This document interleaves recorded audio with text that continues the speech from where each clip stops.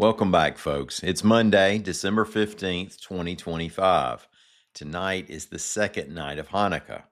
Today is Bill of Rights Day. President Franklin D. Roosevelt officially proclaimed December 15th as Bill of Rights Day back in 41. So he liked the first 10 amendments, probably wouldn't have cared much for the 22nd.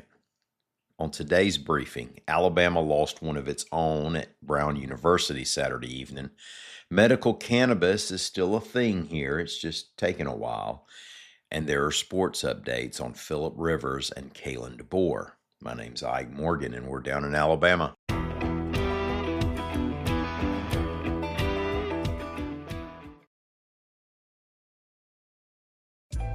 Introducing Meta Ray-Ban Display, the world's most advanced AI glasses. With a full color display built into the lens of the glasses, it's there when you need it and gone when you don't.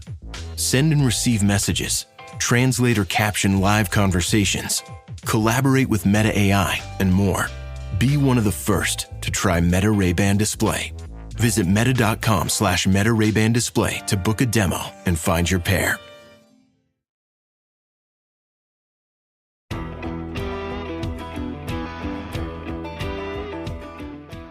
One of the two people who died over the weekend after Sunday's shooting at Brown University was from Alabama, reports AL.com's Lita Gore and Savannah Triance-Fernandez.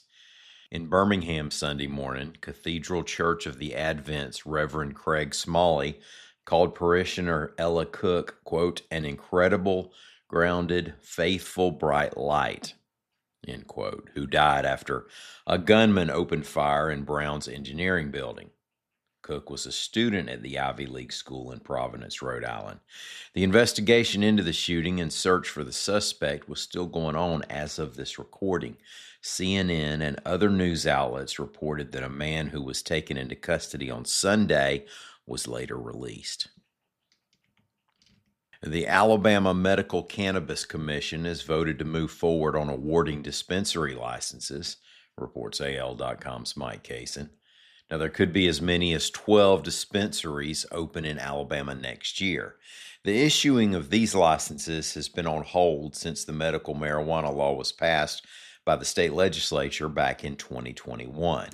Since then, there's been debate over the processes, and the competition over who would get the limited number of licenses ended up in court.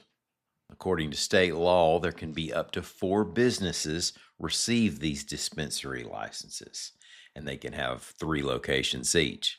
Now, an administrative law judge last week found that 4 of the applicants were most suitable for being licensed dispensaries.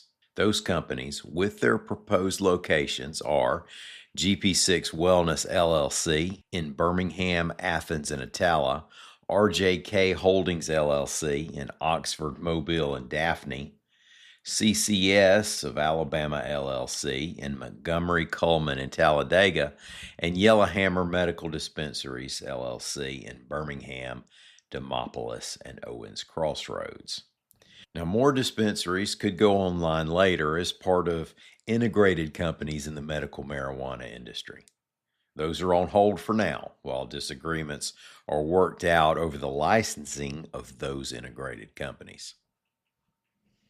St. Michael Catholic High School football coach Philip Rivers stepped back into his previous profession as NFL quarterback over the weekend, reports AL.com's Mark Inhabitant.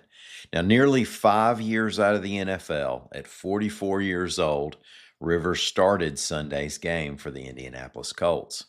His 120 passing yards against the Seattle Seahawks were the 5th fewest passing yards of his NFL career.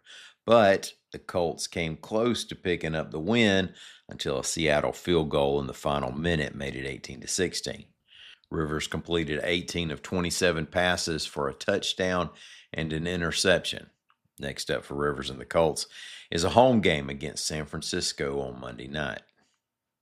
And Alabama football coach Kalen DeBoer shut down the rumor mill that cranked back up last week when the University of Michigan job opened up, reports AL.com's Nick Kelly. DeBoer issued a statement on Sunday through Alabama's NIL collective, Yay Alabama. I'll read from the statement. My family and I are happy in Tuscaloosa and remain extremely grateful for the support of President Moeller, Greg Byrne, the board, and so many others. We have an incredible opportunity in front of us, so my sole focus is on Alabama football and our preparations to play Oklahoma in the college football playoff. I have not spoken and have no interest in speaking with anyone else about any other job. I am fully committed to this program and look forward to continuing as the head football coach at the University of Alabama. End quote. Thank y'all so much for listening to us. We'll be back here in the morning. Until then, y'all come by and see what we're doing anytime you can on the internet at al.com.